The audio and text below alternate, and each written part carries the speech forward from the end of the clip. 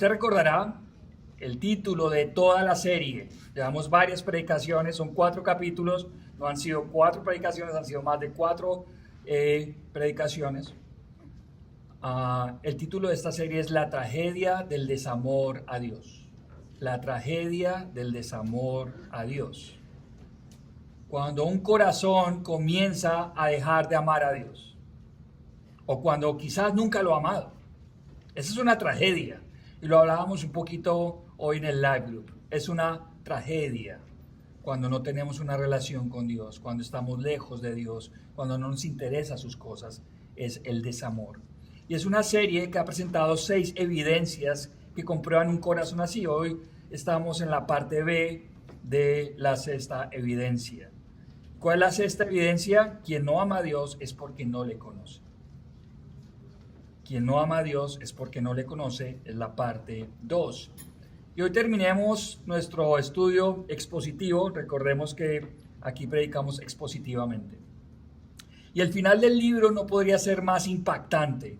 Y no solo se presenta como el final del libro, sino también se presenta como el final de los tiempos.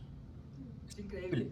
No solo es el final del libro, sino el final de los tiempos, de la historia como la conocemos. Es increíble que en tan pocos versos Dios ha consignado, ha resumido lo que sucederá al final del tiempo. Hemos visto 6 denuncias de un pueblo que ha dejado de amar a Dios y por lo tanto ha dejado de honrar a Dios y por lo tanto sus mandamientos no son importantes. Un pueblo que se conformó con el ritual religioso, un ritual religioso que no salva a nadie. Por eso hemos denominado esta serie La tragedia del desamor a Dios. Estamos en la 6ª evidencia. Personas que no aman a Dios, que no le conocen y por tanto creen que Él no va a hacer nada con nuestras vidas. Eso es importante. Si usted no conoce a Dios, va a llegar a la conclusión que Dios no hace nada en su vida y que no va a hacer nada, que no va a recompensar sus acciones, que sencillamente Él se ha hecho de la vista gorda y no interviene en la vida de las personas. Hace 15 días vimos los versículos del 13 al 15 del capítulo 3. Hoy vamos a estudiar el resto del texto. Hace 8 días vimos de esta sección tenía como eje temático 2 grupos. ¿Cuáles eran los 2 grupos? Los justos y los injustos, los malvados o los justos o los impíos. Siempre son los 2 grupos que están en la Biblia. No hay un subgrupo, no hay una opción B, son 2 grupos, los justos o los injustos. Y vimos que había un grupo dentro del pueblo de Israel que afirmaba palabras duras contra Dios, palabras violentas, dice el versículo 13, palabras violentas. Ellos decían que seguir a Dios era en vano, no tenía sentido, que era inútil servir a Dios, que no había ningún tipo de beneficio al obedecer los mandamientos de Dios, que el arrepentimiento no tenía sentido. Eso decía el pueblo de Dios. Y adicionalmente este primer grupo decía que Dios bendecía a los soberbios, que Dios bendecía a los orgullosos, que Dios prosperaba a los impíos, a los pecadores, incluso que Dios aprobaba a los que tentaban su nombre y podían escapar de manera inocente. Ellos creían equivocadamente, pecaminosamente, porque estaban juzgando a Dios, que Dios era un espectador para buenos y para malos, que Dios no iba a intervenir, que Dios no veía, que Dios no escuchaba y por tanto no iba a hacer nada. Cuando escucho a personas hablar así, que Dios no hace nada, que Dios se fue, que Dios no recompensa justos o injustos, que Dios no castiga, que ven a Dios como una especie de monumento, que ven a Dios como una especie de estatua, que no hace nada, que parece más es un Dios falso, hecho de metal, hecho de madera, que no se mueve, que no hace nada, que no ejerce justicia. Me acuerdo de un versículo que ha impactado durante toda mi vida de manera profunda. Quizás usted lo pueda anotar allí para que lo pueda leer con detenimiento en casa. Es también de otro profeta, Sofonías 1:12. Sofonías 1:12, creo que está por ahí, ¿sí? Sofonías 1:12. Mire lo que dice. Acontecerá en aquel tiempo, dice el Señor, que yo escudriñaré a Jerusalén con linterna que yo buscaré con linterna. Imagínense, Dios buscando con linterna, ¿de acuerdo? Es una metáfora, en eso tenemos que estar claros. Lo que quiere decir el texto es que va a buscar con detalle. Y mire lo que dice: y castigaré a los hombres que reposan tranquilos como el vino asentado, como eso vino en los barriles añejo durante años, que está ahí quieto. Y mire este tipo de personas, cómo piensan, los cuales dicen en su corazón: Jehová ni hará bien ni hará mal. Personas como estas que creen que Dios es una estatua, que no va a hacer nada ni para bien ni para mal, que no va a recompensar a nadie ni para bien ni para mal. Y Dios realmente exhorta a su pueblo: vendré con linterna y miraré a los hombres que piensan de esa manera. Estas personas confundieron la misericordia de Dios con una aparente indiferencia de Dios. Y es fácil caer en eso. Confundir misericordia de Dios con indiferencia de Dios. ¿Y por qué Dios no hace nada con estos pecadores? Se llama gracia. Se llama gracia. No es indiferencia, es misericordia. ¿Por qué no somos fulminados por nuestros pecados? Se llama gracia, no indiferencia. Estas personas no podían ver la mano de Dios en nada. Entonces concluyeron que Dios no hacía nada, que Dios era ausente. Volvamos al texto. Venimos de un grupo que vimos hace 8 días, un grupo de personas malvadas, capaces de juzgar a Dios y hallarlo culpable. Pero ahora vamos a ver otro grupo de los que temen a Dios, que está en el verso 16. Mire lo que dice ahí: entonces los que temían a Jehová. Personas que temen al Señor. Más adelante vamos a ver el grupo de los impíos, porque tienen su recompensa. Pero miremos el verso 16. El grupo de los que temen a Jehová. Un grupo que se caracteriza por ser obediente a Dios, por ser fiel a Dios, por amarlo. Mis amados hermanos, el temor a Dios implica una comprensión de quién es Dios. Para que usted pueda temer a Dios necesita conocerlo. Por eso hemos enfatizado en estas últimas predicaciones la necesidad de que usted y yo conozcamos a nuestro Dios. En reconocerlo como Dios todopoderoso, justo, santo, credenciales que realmente dan un parámetro para la existencia humana. Dios coloca los parámetros para esta existencia. Su santidad, su justicia son los parámetros. Y ese temor a Dios debe traducirse en fe. El temor a Dios implica fe en Él. Porque ¿cómo voy a temer a Dios si no creo en Él? Si no lo conozco. ¿Cómo voy a temer a Dios si no conozco sus atributos? Si no sé que es justo, poderoso en todos sus hechos. Hay un grupo al interior del pueblo de Israel en este texto que le teme. Gracias a Dios hay un grupo que le teme. No todo era malo. Hay un grupo que le teme, que es fiel, que piensa en honrar su nombre. En algunas partes de la Biblia se le denomina el remanente. El remanente. Un pequeño grupo que Dios siempre protege y guarda. Puede haber mucha desobediencia, puede haber mucha deshonra, mucha hipocresía, pero Dios siempre se guarda un pequeño grupo. ¿Porque ese grupo sea especial? No. Por gracia. Por gracia. Ese siempre será un grupo que Dios protege. Un grupo fiel que se contrasta con el grupo anterior de los injustos. Dios, a través del profeta Malaquías, se dispone a aclarar el asunto de los versículos 14 y 15. ¿Cuál era el asunto? Recuerden que el primer grupo dijo: Dios no recompensa a los injustos. Dios incluso recompensa a los orgullosos. Dice que bienaventurados son los soberbios. Eso dice el pueblo de Israel. Y Dios se dispone a aclarar el punto. Él dice: bueno, vamos a aclarar este punto de una vez por todas.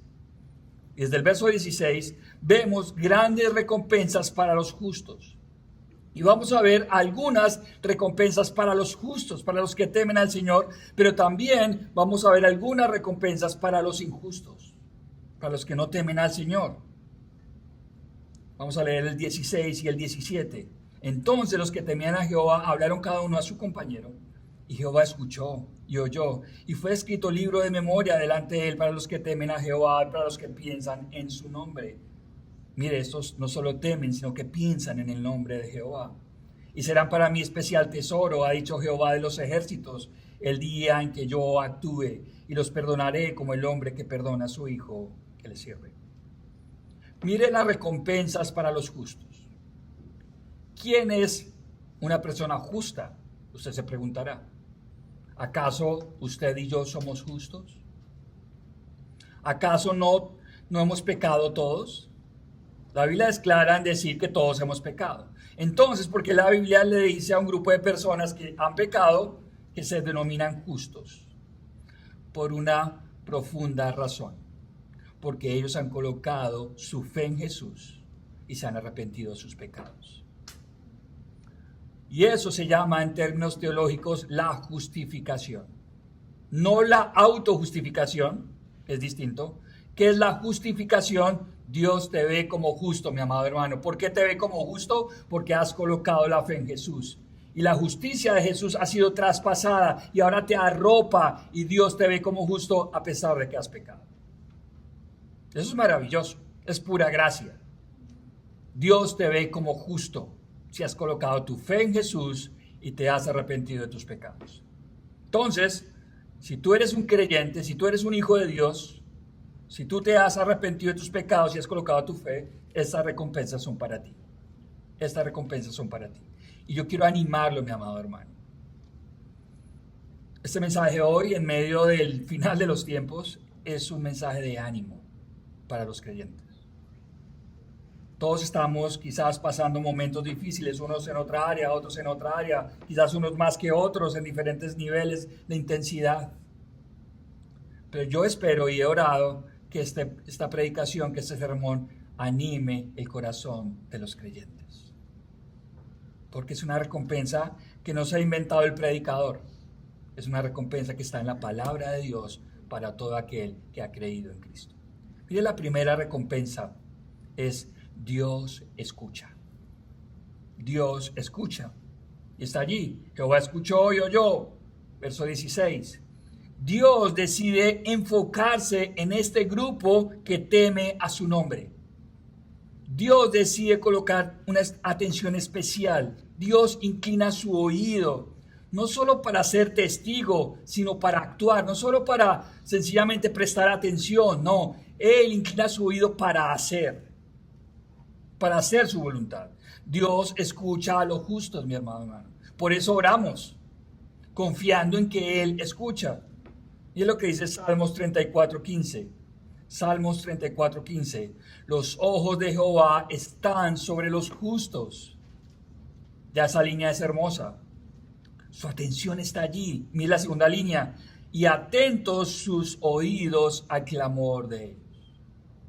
Dios escucha el clamor de sus hijos. Dios escucha el clamor de los justos. Esto es hermoso. Pero no solo eso. Dios recuerda. Dios recuerda. El versículo dice el libro de memoria. En otras palabras, otras versiones dice el libro memorial. Usted lo ve allí en el versículo 16, un libro de memoria. Ante la acusación del primer grupo impío de que Dios parece un Dios ausente, Dios contesta que no es así. No es así. Él tiene un libro que registra. Dios tiene memoria. Dios recuerda. El Señor es consciente de lo que hacen los justos. Dios ve y tiene un libro donde no solo están los nombres de los justos, sino también las obras de los justos. Hay varias referencias bíblicas que no puedo mencionar por tiempo, pero solo quiero mencionar una. Éxodo capítulo 32, 31 al 33. Mira lo que dice. Entonces volvió Moisés a Jehová y dijo: Te ruego pues, este pueblo ha cometido un gran pecado porque se hicieron dioses de oro. Te pido que perdones ahora su pecado y si no, ráeme ahora de tu libro que has escrito. Y Jehová respondió a Moisés: Al que pecare contra mí, a este raeré yo de mi libro. Hay un libro donde Dios escribe los nombres y los hechos. El Señor anota, el Señor toma notas, el Señor ve, el Señor recuerda. Y eso es de gran ánimo para todos nosotros, mis amados hermanos. A veces nosotros perseguimos que las personas nos vean, pero el Señor ve. Cuando usted le da la gloria a Dios en su hogar, cuando usted es un esposo fiel y se aleja de la tentación porque quiere agradar al Señor, cuando usted es un hijo que ayuda a sus padres, cuando es una persona que sirve aquí en la iglesia colocando las sillas o entregando unos flyers, el Señor ve y anota.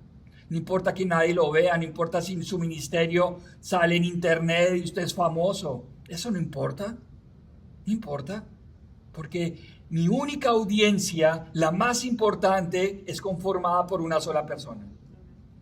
Cuando yo predico, realmente mi primera audiencia es Dios. Y yo sé que Él está aquí como vigilante, como testigo, viendo lo que yo estoy predicando.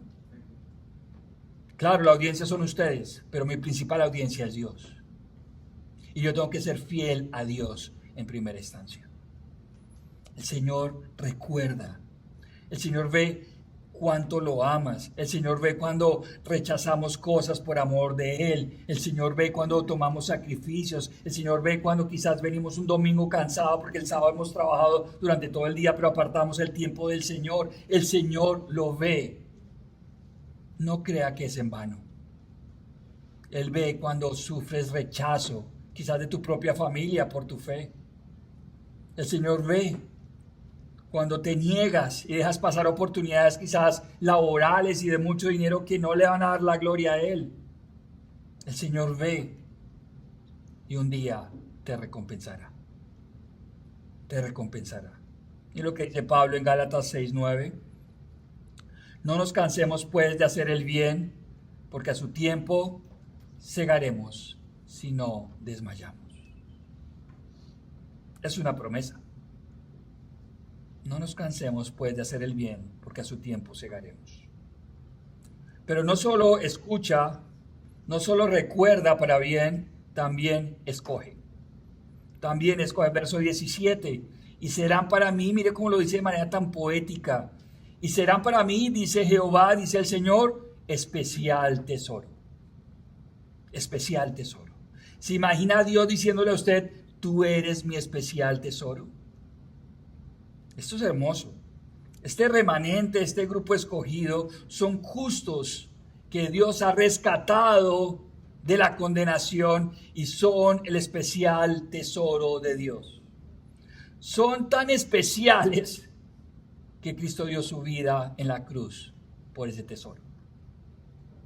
Dios escoge y cuando escoge, cuida, preserva a sus santos para siempre. La doctrina de la preservación. Dios preserva y nosotros podemos perseverar.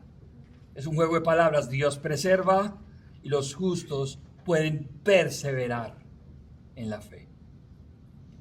Los justos son el tesoro de Dios. ¡Qué idea más maravillosa! Usted es el tesoro de Dios. Usted vale mucho para Dios. Lo ama profundamente.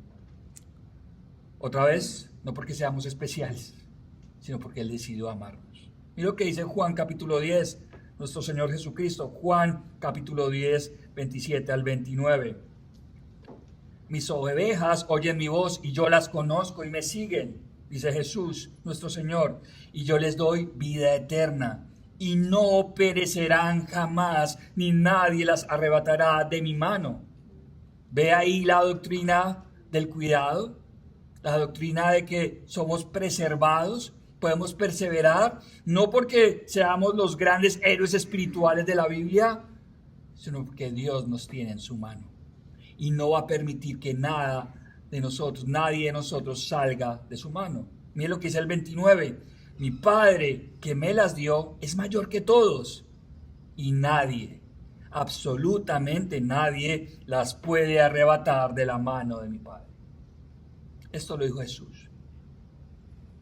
Si somos parte del pueblo de Dios, somos sus ovejas y nadie puede arrebatarnos de su mano.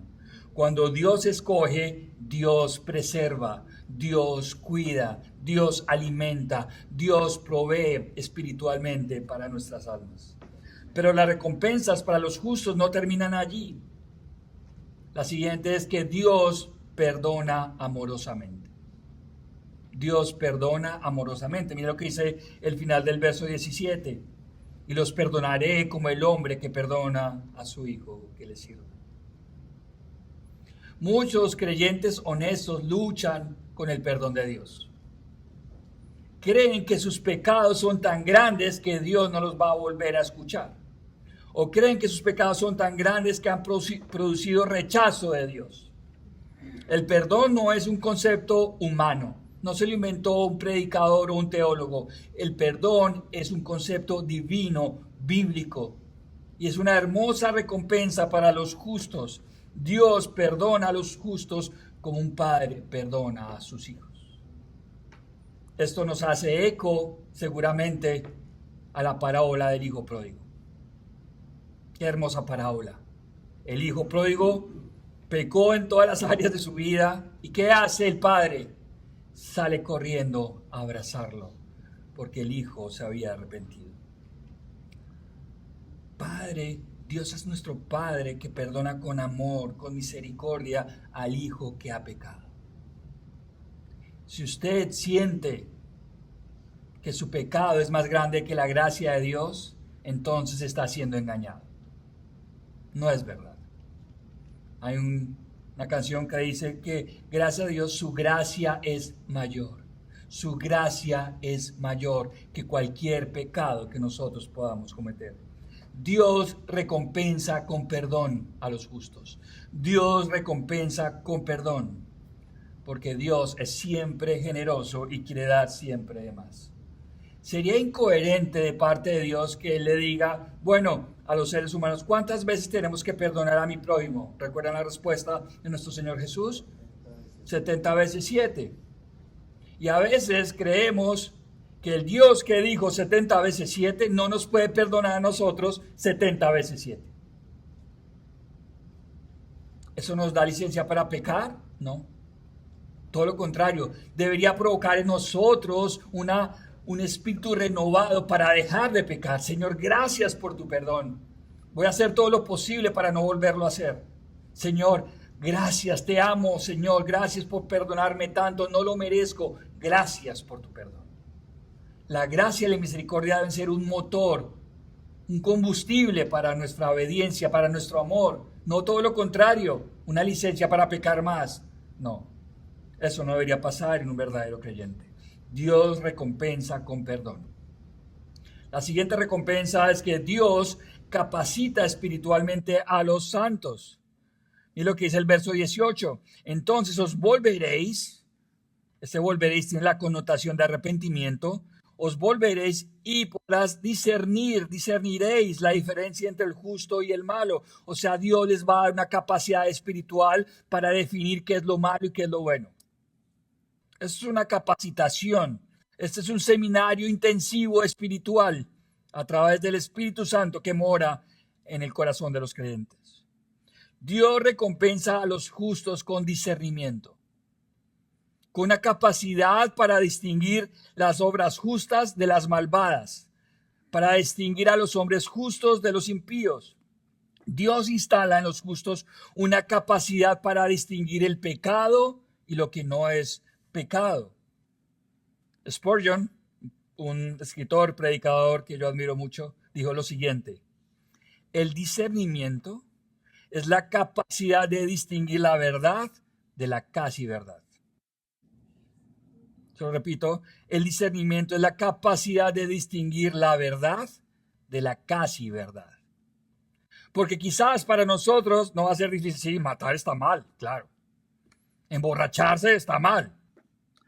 Pero hay otros elementos que son más difíciles de distinguir. ¿Será que esto agrada al Señor? ¿Será que eso está en su voluntad? Entonces, ¿qué hago? Bueno, el Señor promete que a través de su Espíritu Santo, no en este contexto, en el contexto del Nuevo Testamento, pero así funciona para nosotros hoy en día, podemos tener el discernimiento suficiente para saber el bien y el mal. ¿Qué dice Santiago? Un libro que estudiamos hace poco.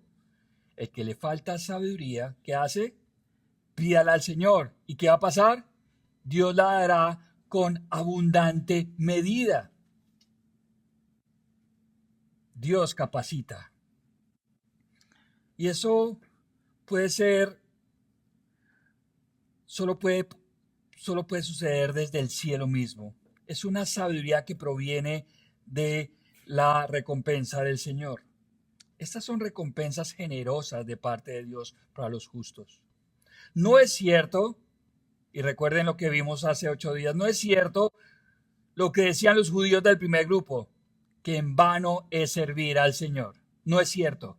Y el Señor acaba de argumentarlo con estas recompensas. No es cierto que es en vano servir al Señor.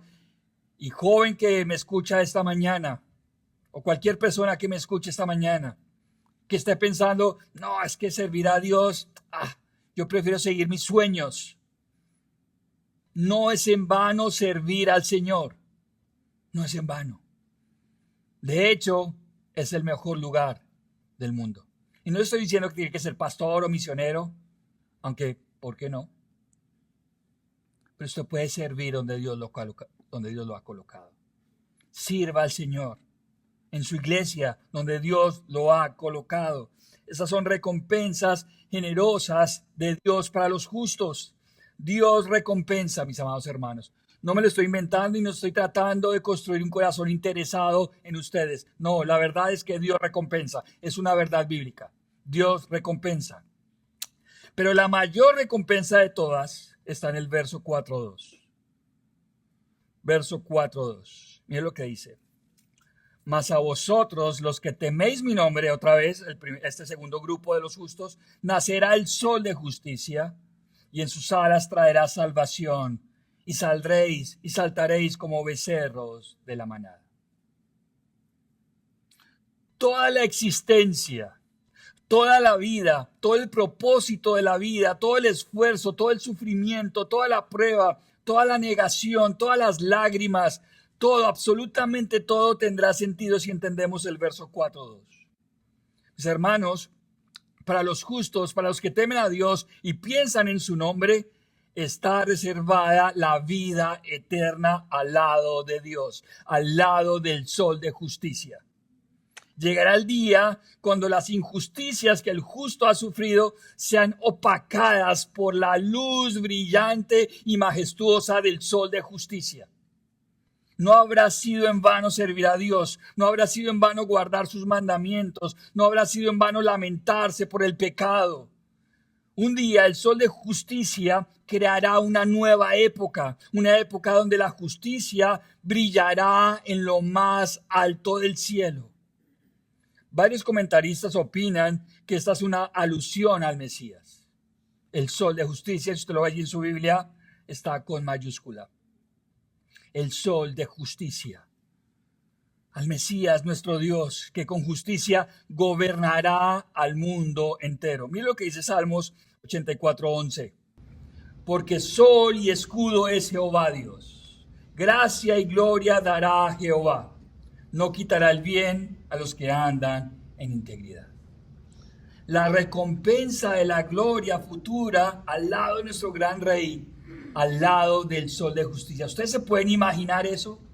¿Se pueden imaginar la vida eterna? ¿Se pueden imaginar lo que Dios tiene reservado? La respuesta es no, usted no se lo puede imaginar. Yo tampoco, ni porque tengamos una mente muy creativa.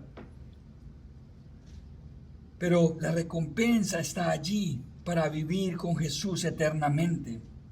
La recompensa para los que temen a Dios será una realidad tan real, mucho más real que lo que usted está viendo hoy en día. Para usted quizá la realidad es esta, ¿no? Lo que podemos tocar y ver. Mi realidad es mi casa, mi trabajo, el carro que conduzco, mi familia, el clima que estamos viviendo, el verano, las estaciones. Esa es su realidad, esa es mi realidad. Pero sabe que esa realidad dejará de ser. O sea que la realidad más real, valga la redundancia, es la realidad eterna y espiritual, porque esa será para siempre. Y esa es la que Dios le promete a sus hijos. Esa es la realidad real, jugando a la redundancia. La realidad de que usted tiene vida eterna si ha colocado su fe en Jesús.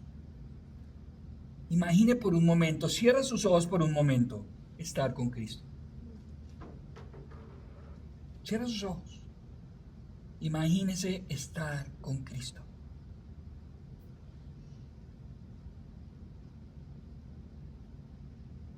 Imagínese caminar en el cielo tomado de su mano. Escuchar sus palabras. Un tiempo donde usted tendrá salvación total, sanidad total, gozo perfecto, paz inagotable. Donde saltará, como dice el texto, como hoy quizás no puede hacerlo. Donde correrá como hoy quizás no puede hacerlo. Donde la tristeza y las lágrimas serán parte del pasado. Imagínelo por un momento. Ya puede abrir los ojos, porque no sé si están durmiendo o están pensando. Ya no habrá traición, ya no habrá deslealtad, ya no habrá miedo, ya no habrá incertidumbre del futuro. Un tiempo donde el imperio de la muerte ya no existirá más. Donde temerle a la muerte no existirá. Mira lo que dice Apocalipsis. Tenemos que ir a Apocalipsis, porque dijimos que el final del libro era el final del mundo, ¿no? Apocalipsis. Aunque otros libros hablan del final del mundo, Apocalipsis también lo hace. Mira lo que dice Apocalipsis 22:5.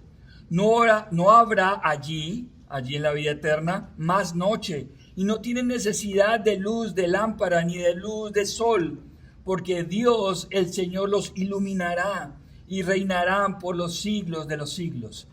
¡Qué recompensa para los justos! Esta recompensa para usted y para mí. Esta recompensa debe ser nuestro todo, debe ser nuestro objetivo. Nada puede competir con esa recompensa, mi amado hermano. Nada se le iguala. No permita que los afanes de este mundo y que los desafíos de este mundo roben su atención de la recompensa total de la salvación, de la vida eterna al lado de Jesús. No hay nada igual. La recompensa de la vida eterna está reservada, y esto es bien importante mencionarlo, está reservada para el especial tesoro de Dios. Para los que le temen, para los que viven para honra de su nombre. Para los que han creído en Cristo como Señor y Salvador.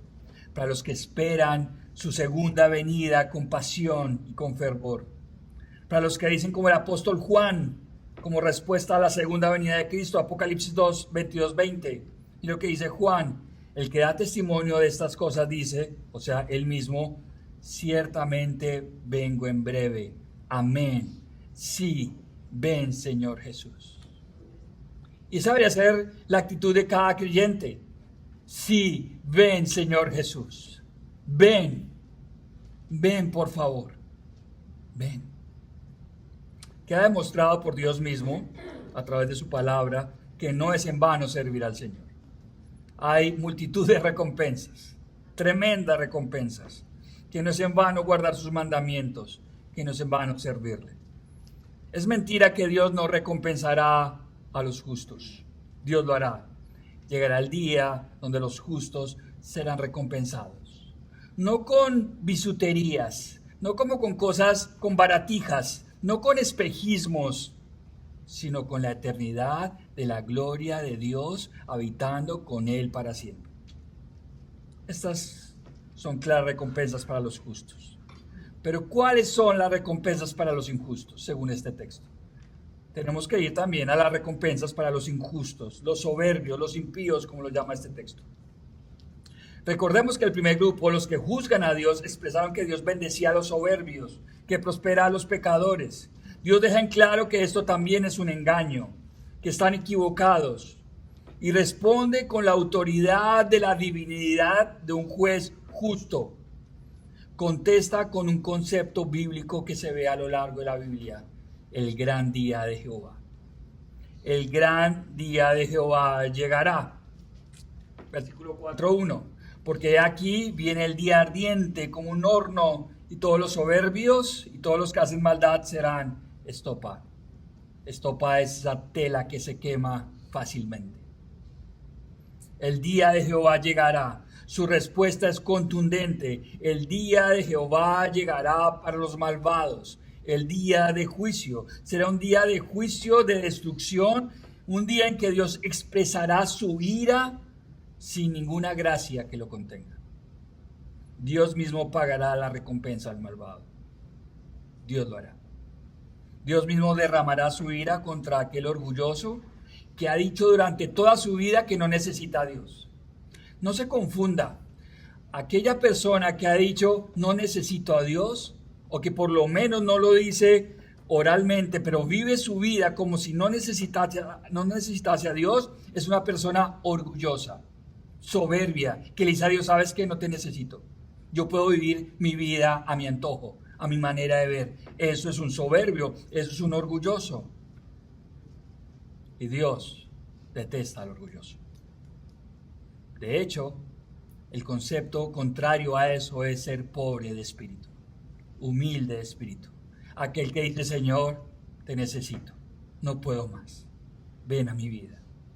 Dios mismo derramará su ira sobre aquel orgulloso que ha dicho que no necesita el sacrificio de Cristo, que no necesita la cruz, que no necesita el perdón de pecados, que no necesita nada de lo que viene de Dios, que ha dicho que su sabiduría humana está por encima de la sabiduría divina.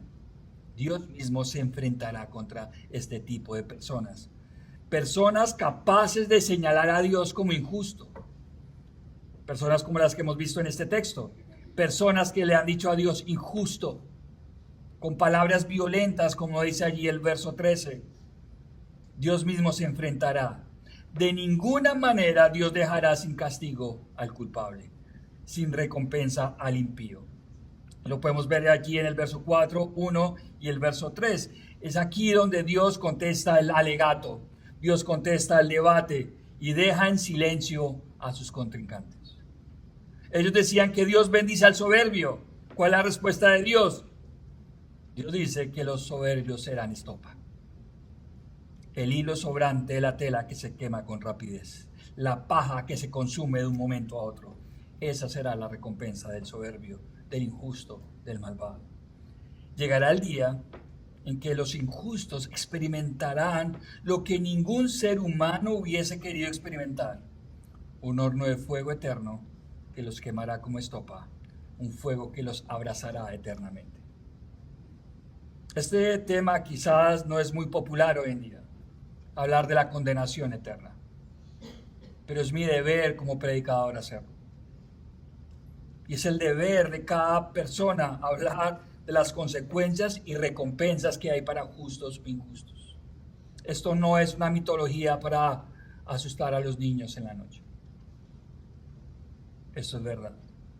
Es lo que dice Isaías 5:20 al 24. Isaías 5:20 al 24. Este ay, en el idioma original en hebreo, es pobre de aquel. Pobre de aquel.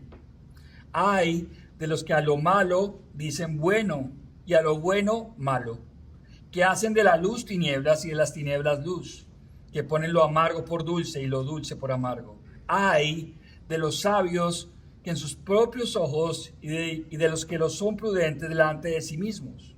Ay de los que son valientes para beber vino y hombres fuertes para mezclar bebida, los que justifican al impío mediante cohecho, mientras un soborno, y al justo quitan su derecho.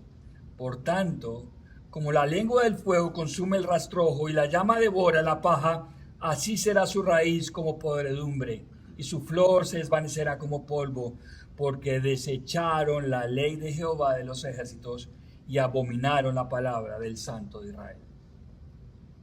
El fuego eterno es la recompensa para los malvados. Miren las palabras de nuestro Señor Jesucristo. De hecho, nuestro Señor Jesucristo habló más de la condenación eterna que del cielo prometido. Mateo 13, 41 al 43. Enviará el Hijo del Hombre a sus ángeles. Aquí está hablando nuestro Señor Jesucristo. Mateo 13. Enviará el Hijo del Hombre, o sea Jesús, a sus ángeles y recogerán de su reino a todos los que sirven de tropiezo y a los que hacen iniquidad. Y los echarán en el horno de fuego. Allí será el lloro y el crujir de dientes.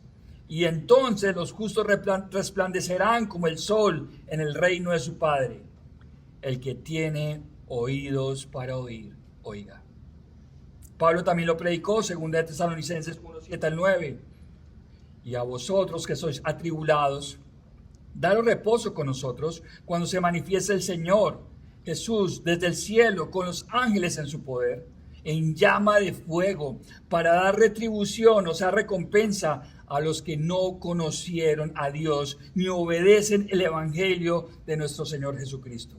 Los cuales, mire la consecuencia, la recompensa, los cuales sufrirán pena de eterna perdición, excluidos de la presencia del Señor y de la gloria de su poder. Pedro también lo confirmó. Segunda de Pedro 3:7. Pero los cielos y la tierra existen ahora, están reservados por la misma palabra, guardados para el fuego en el día del juicio y de la perdición de los hombres impíos. Finalmente Juan lo confirma, Apocalipsis 20:15, y estas son solo pocas referencias. Y el que no se halló inscrito en el libro de la vida fue lanzado al lago de fuego. Mi amado hermano y amigo que me escucha esta mañana, no es cierto que el infierno sea un mito o un estado, como una vez dijo alguien. No es cierto que el infierno es lo malo que vivimos en la vida. No es cierto. Es un lugar reservado para el pago que Dios mismo ha establecido para los pecadores. Dios ha establecido que este sea el lugar. Alguien dijo que la mejor estrategia del diablo es hacernos creer que Él no existe. Esa es la mejor estrategia del diablo. Yo creo que también aplica para el infierno. Hay mucha cultura, mucho pensamiento contemporáneo que presiona para enseñar que el infierno no existe. Nos han hecho creer que no existe, que el infierno es aquí. No, mis amados, el infierno es una doctrina bíblica que cada vez se enseña menos. Dios lo ha dicho en su palabra, fue un tema central de la predicación de Cristo. Incluso nuestro Señor Jesucristo lo habló de manera profunda, porque su objetivo era prevenir, exhortar. Esos judíos de la época de Malaquías estaban totalmente equivocados al pensar que el soberbio y el impío iban a pasar por inocentes. Dios mismo se encargará de dar el pago de la soberbia. Y no lo hará de manera superficial, lo hará ejecutando el ardor de su ira, porque la Biblia dice, terrible cosa es caer en manos de un Dios vivo. El fuego no se apagará, está reservado para aquellos que han decidido rechazar a Dios, a Jesús. Llegará el día en que los malvados tengan su recompensa. Dios cumplirá sus promesas, pero también afirma que sus promesas tienen connotaciones eternas para los justos y para los injustos. Solo hay dos caminos, solo hay dos puertas, solo hay dos destinos. Dios te recompensará, mi amado hermano, si has puesto tu fe en Cristo, te has arrepentido de tus pecados y has decidido vivir una vida transformada por el Espíritu de Dios. Pero Dios también te recompensará si has decidido rechazarle, y el pago lo hará con fuego. Es por eso que el libro termina con una advertencia que, como siempre, motiva al arrepentimiento. Es este tipo de contenido que no busca la condenación, y si estamos escuchando esto es porque Dios te está llamando al arrepentimiento. Si Dios te está hablando de esta manera es porque Dios te está tratando de sacar del horno de fuego, sacarte de ese lugar. Estás con vida, aún hay esperanza de que te arrepientas. No esperes más tarde, no esperes el día indicado. No sabes hasta cuándo va a durar tu vida y después de la muerte no hay opción, no hay oportunidad para el arrepentimiento. En el infierno no te vas a poder arrepentir. Este es el momento, esta es la conclusión del libro. Ya que el corazón de los judíos ha sido expuesto, entonces dice Dios, acuérdense de mis mandamientos. Acuérdense de la ley de Dios, porque llegará el día del Señor, el día de Jehová, grande y temible. La predicación de Malaquías tiene un objetivo, que el pueblo de Israel se arrepienta, recuerde la ley del Señor. Dios mismo enviará al final de los tiempos, ahí dice, un predicador tipo Elías. Este será un predicador que vendrá al final de los tiempos, también como preámbulo a la segunda venida de Cristo, así como lo hizo Juan el Bautista en la primera venida. Y gracias a su predicación habrá un avivamiento espiritual, donde habrá reconciliación entre padres e hijos. Y esto también puede ser una referencia entre Dios Padre y sus hijos. Los versos 5 y 6 nos hablan de este final. Mi amado hermano, llegará el día en que los rituales religiosos, superficiales, serán descubiertos. No servirán para nada, porque el ritual sin amor a Dios no lleva a la relación, lleva a la condenación. Llegará el día cuando los injustos no podrán esconder la dureza de su corazón, ni la hipocresía de su corazón. Dios lo ve todo. Pero también llegará el día donde Dios mismo recompensará a todo aquel que ha dejado casa, familia, bienestar personal, oportunidades.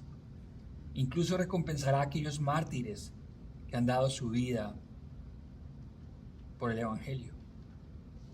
En el seminario, aquí muy cerca en Fort Worth, hay un hall, hay un pasillo donde hay un homenaje a los misioneros que han dado su vida por el Evangelio. No fueron del siglo XVIII, no fueron del siglo XV, fueron del siglo XX y del siglo XXI. Aún gente muere por el Evangelio. Están dispuestos a entregarlo todo por Dios. Quiero dejarlos con este versículo, Apocalipsis 22:12. He aquí, yo vengo pronto, dice Jesús. Pronto es pronto. Y mi galardón, mi recompensa conmigo, para recompensar a cada uno según sea su obra.